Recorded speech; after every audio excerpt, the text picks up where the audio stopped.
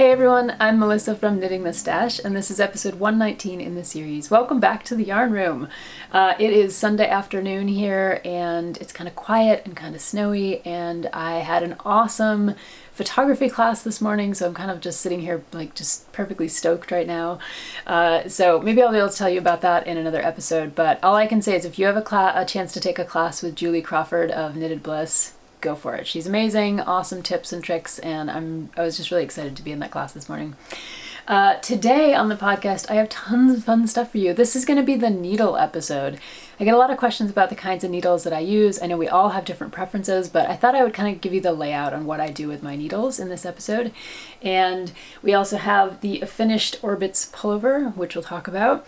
I have new yarn in the shop, a new pattern out, the winner of the 10K giveaway from last time. So there's just a lot of fun things on this episode, I think. By the way, I loved hearing from so many of you after the last episode. I still haven't gotten back to all of your comments, so if you see a reply from me this week, it's me trying to catch up on all the comments. There were hundreds of them, and I really appreciate all the ideas and the support and the kind words and the congratulations. So thank you so much. I really love getting in touch with all of you, and when we can't do it on Ravelry for various reasons, it's so nice to do it here on YouTube. We have some good community spaces going along. So I usually tell you where you can find me, and that's pretty simple because I'm knitting the stash just about everywhere. Obviously here on YouTube, over on Ravelry, on Instagram, and on the blog, and then over on the website. So it's all on knittingthestash.com. That's going to be the best place for you to find me. All my classes are there, my tutorials. You can also find the Flock Farm Yarn shop there, and I have a quick update for you on that one.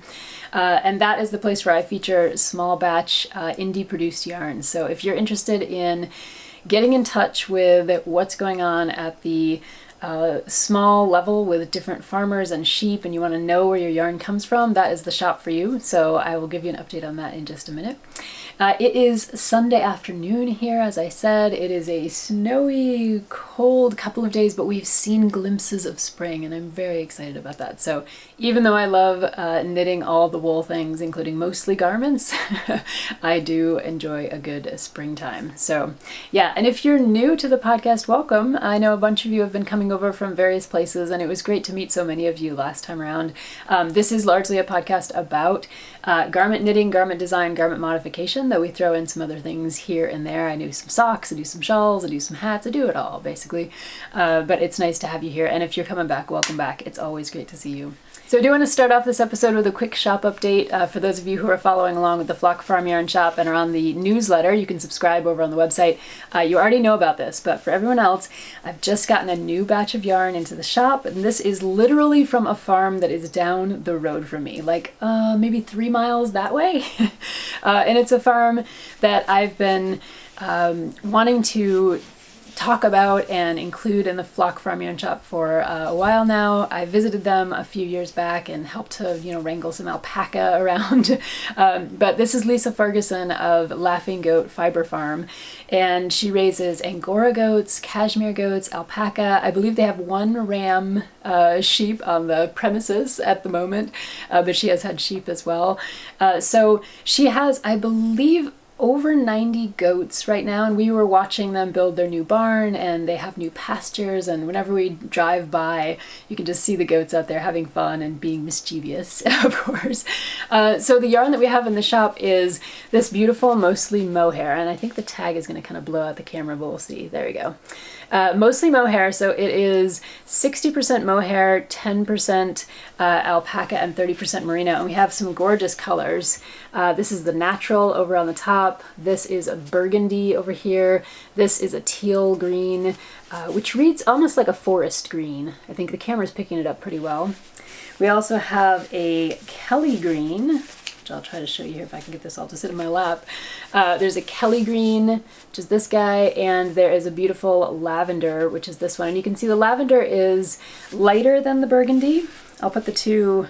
So the burgundy is the more reddish and the lavender is the more purplish. And of the two greens, so that you can see them together, hold them up, this is that teal green, which is more of a forest green, and this is the Kelly green, which is a brighter kind of green. This yarn is absolutely gorgeous. It is strong because of the mohair, so it would be appropriate for things like you know, sock heels especially would be really great in this yarn, or holding it double with another yarn for an accessory would be a good idea. The sweater that I'm wearing right now would actually be a kind of cool thing to do in this yarn, because this sweater that I'm wearing is the Parks and Rec pullover that I designed, was it last year or 2 years ago? I can't even remember. So it's a V-neck pullover, and it's kind of like along the style of those, you know, baseball raglans that you used to see around a lot. It's not a raglan. It has it's a bottom-up sweater, and it has not set-in sleeves, but you pick up the sleeves and work down, so it's a very simple sleeve construction. But this whole section in the middle is mohair. It's a Green Mountain spinnery held together with mohair from Jing fiber, I believe.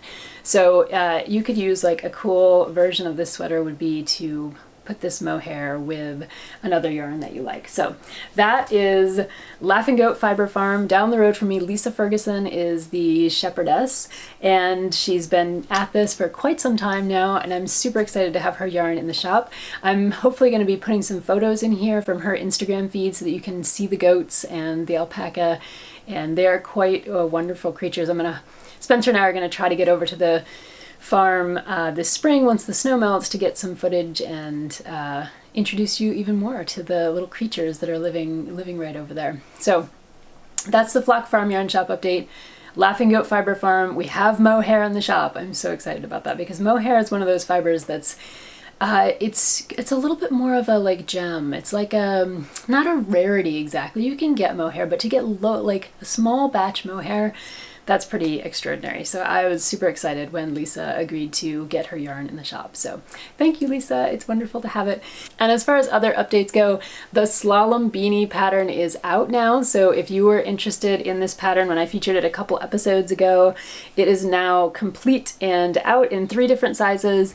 And it features this really cool design that actually Spencer, my husband, created on a napkin while we were sitting around at dinner.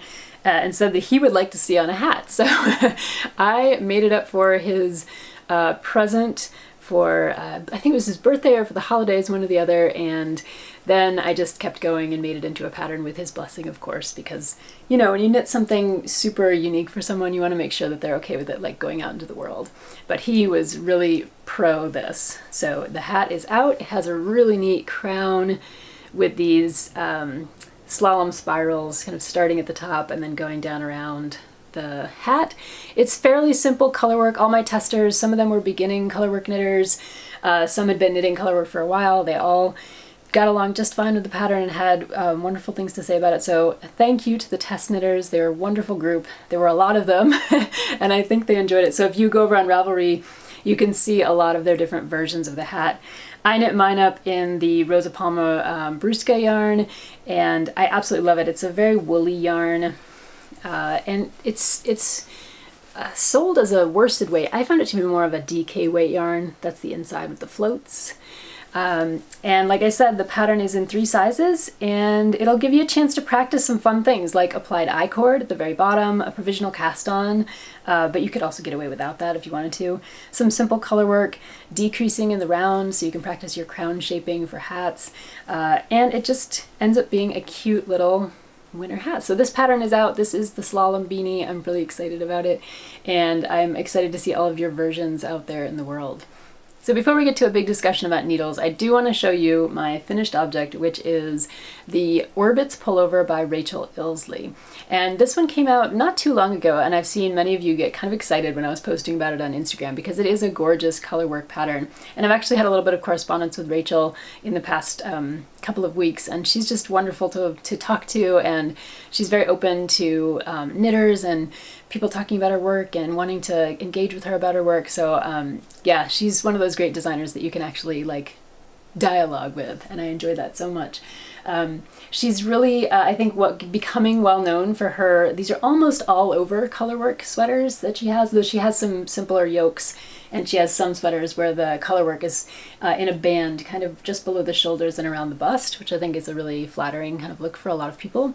And she just actually put out a new pattern this past week. So there's just tons of Rachel Illsley patterns out there in the world if you're interested in trying her out.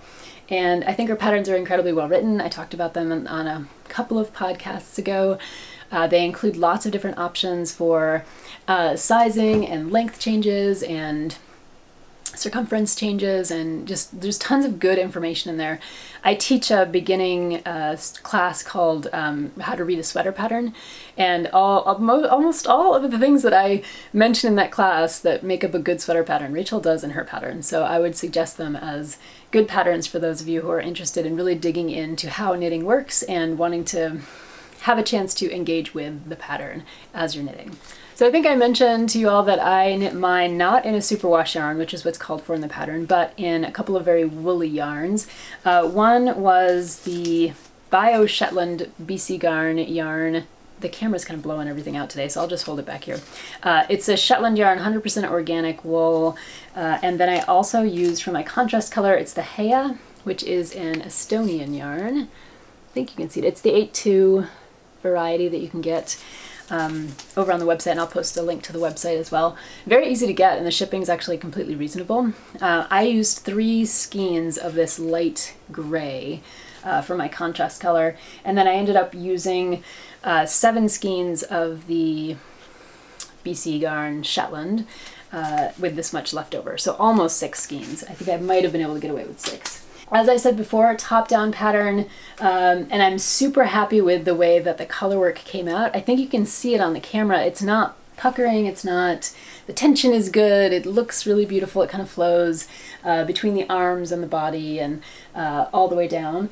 And like I said, the yarn ended up softening up so much. To work with that yarn, you'd think because of the hand of that yarn, that it was going to be a little bit stiff, and but it just didn't end up being that way at all in the final version. So I was really happy when I pulled this out and blocked it, and I kind of like was, smoothing it out by the fireplace where I tend to let my knits block out and dry. I could not believe how soft this became. So I highly recommend those 2 yarns. And even though they're very different yarns, one's Estonian, and which is a blended wool, and one is a Shetland, they really did come out beautifully. So the drape is really nice on this. And even though it's not a superwash, I think you can get the sense, even on the camera there, that it has a beautiful drape to it with these 2 yarns. So if you're interested in doing this sweater in a non-superwash version, those yarns would be a good option. And I think you could get away with a bunch of other woolly kinds of yarns and still achieve the kind of drape that this pattern really calls for, I think, in the styling of it.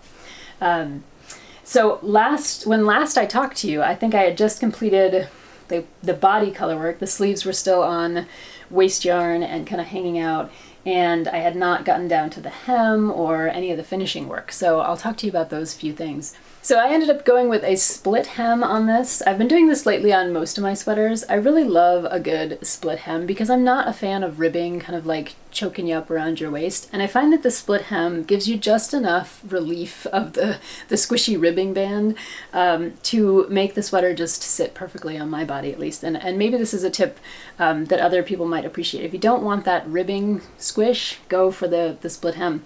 And all you need to do for that is, you knit your ribbing halfway across, so you make sure you count your stitches and you know where you are, and then you just turn around and knit your ribbing back, leaving a gap between the front ribbing and the back ribbing. Then when you go in later, if you leave yourself a good enough yarn tail, you can close up and just give a little extra support right in here. I like to reinforce this area right between where the hem is split, because that way, that's going to get a little bit of tension on it. It's going to have a little bit of a pull over the ears, and that way that part of the sweater isn't going to show as much wear and tear if you can reinforce it with your yarn tail, just by weaving it in and kind of giving the stitches an extra little bit of support right there. The other thing I did with this sweater is that I changed the decreases on the arms. So when I was working the color work up here for the actual sleeves, and the sleeve color work, this is all part of the same yoke. The sleeve color work starts down here. I actually put in two or three extra decreases in this portion of the pattern, given how many stitches I had and how tight I wanted my cuff circumference to be at the bottom. So I worked a few different decreases into the pattern, and you can't tell because I put them in places where it wouldn't matter if there was a little bit of a shrinkage as I went along. So at the end of this pattern, you can see the colorwork kind of opens up a little bit. So if you put your decreases, this is just a sample of the pattern like that you'd see on the sleeve. If you put your decreases in areas like this that are fairly open, you know, you could fit in 1, 2, maybe a third one up in here. They're not going to be noticeable to anyone who's looking at the colorwork, especially if you do it in the underarm, armpit kind of area. So that's one other thing I did. And then I basically took, once I had gotten out of the colorwork, I took the number of stitches that I had and knew the number of stitches I wanted to get to by the end, and I set up my decrease ratio, whatever you want to call it, rate of decrease, that's what I want to call it. And you've seen this before if you've been watching my cast for a while.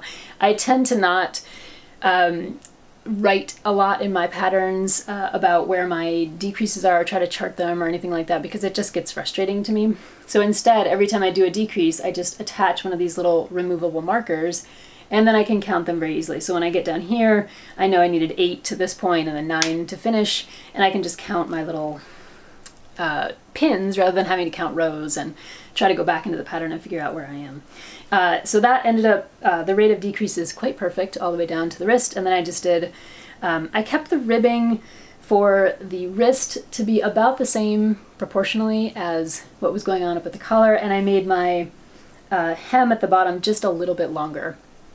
I like those proportions for this sweater, and I think it worked out well. Oftentimes I will try to match the cuff with the hem, but in this case I just matched the cuff basically with what was going on up at the collar. And I did put a tutorial up on YouTube last weekend about how to work the pickup for your stitches in your underarm. So you can see here that there's a nice continuation of the colorwork pattern that happens in the underarm of this sweater. And the pattern is, Rachel's pattern does give you a really good idea about how to do this. But I had a few questions about how I was going to do it. So I made a tutorial up so that if you're interested in seeing how I pick up my stitches for an underarm like this in colorwork, you can see that over on the tutorial.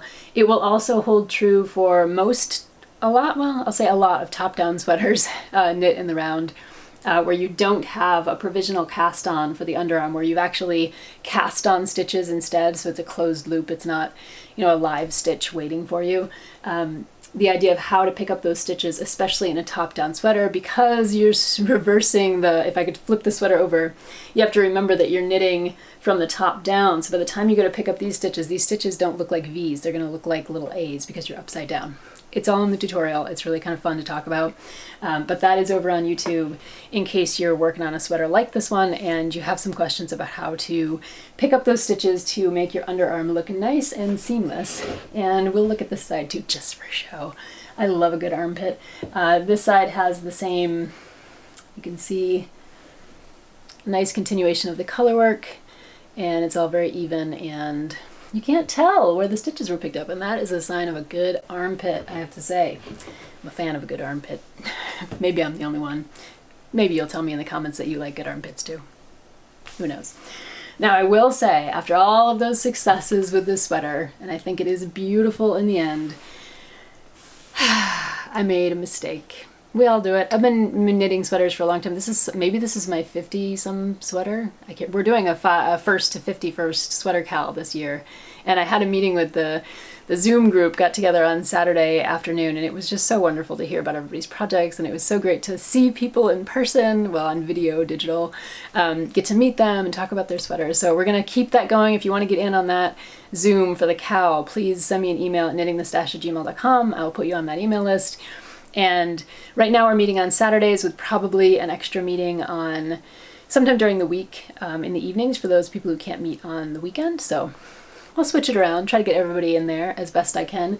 But all of that is to say, no matter if you're knitting your 1st or your 51st sweater, you can make mistakes. And it's okay. And life's not going to end. And you're still going to have a beautiful sweater. So those of you who are looking at this sweater might think to yourselves, looks good to me. The color works good, the armpits are good, you know, it's like it's sized right, it's, you know, everything's good. Well, I'll tell you the dirty little secret of this sweater is that I was doing a little bit of too much probably TV knitting in the evenings, because, you know, at the end of a work day, I'm like zoned out. I want to sit down and do my knitting and just kind of enjoy myself. And this sweater was, you know, at this point in my knitting career, it seemed like, okay, I got this. Color work in the round, all the way down, check my gauge, everything's good. But I failed somehow, somewhere along the line, I failed to double check my row gauge. And so I actually was working in a row gauge, not a stitch gauge, but a row gauge that was slightly different than what Rachel had in her pattern. So what ended up happening is that it took me longer to get to the point where the armholes would be, where you divide for the sleeves, basically. So I have an extra inch, maybe inch and a half of fabric, where, you know, if my row gauge had been correct, it would have all been squished up a little bit. So my armpits would be up here, just a little bit, right? But instead, I didn't pay attention to it and I kept knitting, and by the time I had checked it again, I was all the way down here and finished with the color work. It was actually after that podcast episode where you last saw the sweater. So I sat around for a long time and the sweater sat in the bag because I was like, do I rip it out completely? Do I do sweater surgery and take it apart at the armhole and then reknit the top and somehow manage to join up the color work and suture it all back together like a hero? Or do I just keep going and say, you know, it's just gonna be okay. It's one more sweater among many. It's the first run of this sweater and maybe I'll make another one. After a week or so of this sweater sitting in timeout, I decided to go with the final option there. I just decided to finish it. And the deal is that it fits pretty darn well in the end because of all the blocking and everything. It's just that the armpits don't sit exactly right here. They're just about an inch and a half lower. So with a circular yoke, you know, we all have that kind of feeling with a circular yoke that it, you know, rises up just a little bit when we move. You know, when you don't have a sweater like this where you have the sleeves structurally set in separately, yokes have a little bit of movement in them. And I think this is kind of perfect for outerwear. If I'm going to go skiing, if I'm going to wear it on top as a top layer on a bunch of other things, it's kind of nice to have that extra armpit room because it can fit over other sweaters, other, you know, like downy things to kind of keep me warm if I'm going to go outside. So I just chalked it up to, it's a beautiful object. It mostly fits. It's off by this much, and I'm willing to live with that, especially in this first version of the sweater. So that's what I chose to do. And I just want to send that message out in case you're like a new knitter or even an experienced knitter and you've had this kind of thing happen. We all know that if you're knitting a top-down colorwork sweater or yoked sweater, you do have to check your row gauge, because if you're in pattern and you're supposed to get to a certain place in the pattern at a certain point, you have to make sure that you're actually reach those two things are going to line up. And what I will do if I ever knit this sweater again is not only omit the extra rows up here, which I did omit, so I ended up with a little bit of a shorter yoke, but I would, if my row gauge is off, I would just make sure to divide for the armpits right up here and then deal with the pattern as you go. It's a little more difficult because you don't have the designer holding your hand with the instructions for everything because you're dividing at a different point, but it's a good way to deal with a sweater where your row gauge doesn't necessarily meet the designer's row gauge. Anyway, that's the dirty little secret of this sweater. I still think it's beautiful. I think Rachel's pattern is amazing and I would highly recommend it. And I still love it. And that's okay. You can still love things that are imperfect. You should love things that are imperfect because it's those imperfections that make us human and wonderful and fun and interesting. So that's my little PSA for our sweaters and for ourselves, and trying to love the imperfections just as much as we love all the things that work out just fine. So since this episode is all about knitting needles, let's get down to business and talk about the knitting needles that we use, the ones we like, what are the pros and cons, and our systems for trying to figure out what kind of needles we need and how to use them. Now I will say that when I started out, I probably, like a lot of you, went out and would buy individual needles for projects. So if I needed a size 5 needle for a hat, I would go to the big box store and find a size 5 needle in like a hat-sized cord, and I'd buy that needle, bring it home, and maybe use it again on a couple of projects, or try to get my projects, choose my projects so that they would work with the needles I already owned, so I wouldn't have to go out and buy more of them. And eventually, though, you know, we accumulate a big supply of these fixed circulars and the double pointed needles and the straight needles, and we maybe get to a point where we're like, we need to get some interchangeable needles. So I remember reaching that point, and I bought all of my interchangeable needles on eBay, used or from guild members. I would do trades for them. So they don't have to be a huge expensive investment if you can find them used, and there are a lot of used ones out there, or if you can trade for them, depending on if you have yarn to trade or fiber or things like that. I often do that kind of thing. If I have extra fiber or yarn and I have something that, or a guildmate has something that, you know, they want my yarn and fiber and I want their needles, we'll trade, or their tools of any kind. So it's nice if you can have those kind of communities out there to keep these tools moving around and not have to spend a whole lot of money. So I will tell you my pantheon of needles, basically, and then I'll talk to you about a few of the other options that I still have in my needle stash that are kind of on the way out, but they're useful maybe if you've not seen them, to see them up close. So what I tend to use all the time are a set of Addie Basics interchangeables. I think at one point I thought I was using the Turbo Rockets, but they're not. There's all kinds of different Addies out there. There's the Basics, the Turbo Rockets, the Bamboo, the long lace ones, you can go to the Addie website and see all the different kinds of varieties. But I just use a basic set, and I know that there's some discussion about whether or not you're an Addie user or a Chiao-goo or a Knitter's Pride, because all of the different needles have different ways of attaching the tips to the cords. So I prefer the Addies, but I know that it has everything to do with that attachment point and the way that you knit, because I know that for me, this attachment, which is a push in and twist and click, works perfectly, and I rarely have a needle pop off in the middle of a project. But I also have a set of Chiao-goos, and those are the ones where you screw them in and twist them, and those often come unscrewed for me. So I think it's the way that, you know, I'm holding the yarn, it's the torque I'm putting on the needles, it's the way that, you know, I'm holding the needles in my hand, the way that I'm twisting things as I'm moving the yarn up and down the needle. Any of those things could be factors. For me, the Addie push, turn, and click never pops out, whereas the Chiao-goo, I'm constantly having to re-screw them in, even though I've used their little thing and the key and all the whole, yeah. That's one of the other things I like about the Addies, is that I don't need any special tools to separate the tips from the cords. I can just pop it in and it's done. I don't have to fiddle around with like a grabber and a key and all that kind of thing. I go with the Addies, the basic needles. These are the needles for me that are about 4 or 5 inches long. So let me show you and don't let the cases fool you. Sometimes people say that the Addie cases, you know, the colors correspond, and I think they may correspond, but since I bought them used or traded for them, I just got whatever case they came in. So these are the 4 or 5 inch version.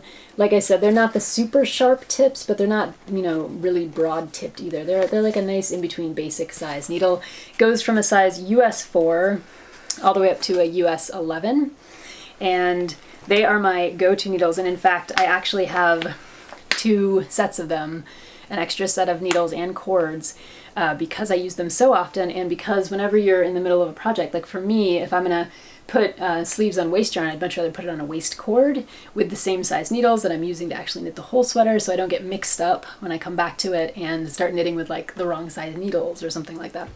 Plus, if you're doing multiple whips at any one time, you might need more than one set of size 5 needles. So like I said, I have a couple sets of these size 4 to 11. I tend to use the 4s up through, like, let's say the 9s the most, but they're my go-to. The tricky thing is that the Addies only go down to a size 4 though. There's a lot of knitting beyond the size 4. So anytime I want to work on socks or a fine shawl or even a fingering weight sweater, I need other needles, which is kind of frustrating, and I wish Addie would create an interchangeable set that went down to like a size 0. That would be amazing. here's my my solution for this problem of the size 4 being the smallest on the Addies. I went with a Chiao-goo set, which is the sock set. My friend introduced me to these. I've talked about them on the podcast before.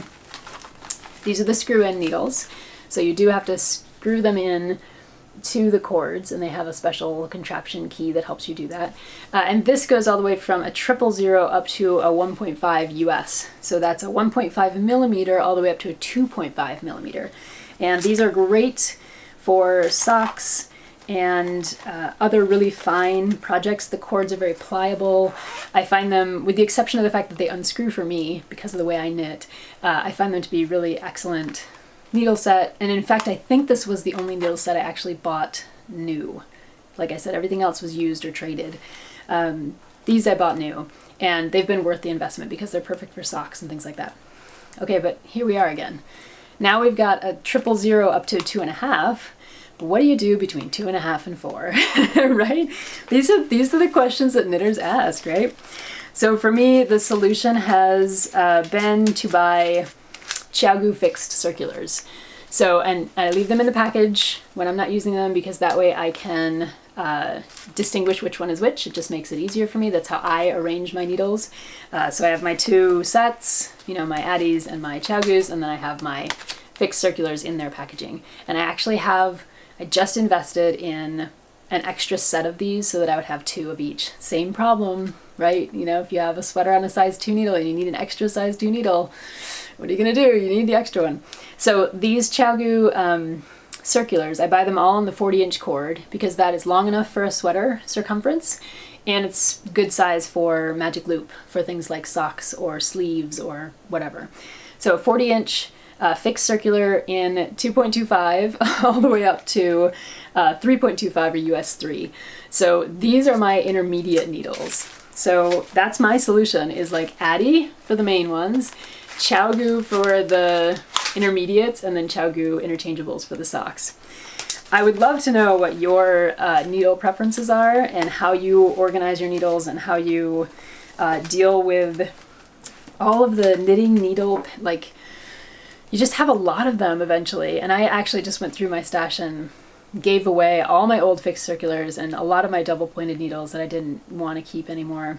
I do still have some double points because, there's always that thumb on a mitten or some tiny little piece of maybe the very top of a hat or something like that where, even the magic loop is just going to be a pain in the butt. So, I do have a few of those double pointed needles, but they're not really my go-to. So there are obviously some other options in Addies if you're interested in the Addies. And I just wanted to show you a couple of these sets that I've traded for over the years. This is the longer tipped Addie. So I showed you the ones that were about a size, 4 or 5 inches long. These are, I think these are like 6 inches long, maybe even longer. They're very long needles. I don't use really long needles. I find them to be kind of cumbersome when I'm trying to work on a project. I need a shorter actual needle. And this may be a set that needs to find a new home at some point.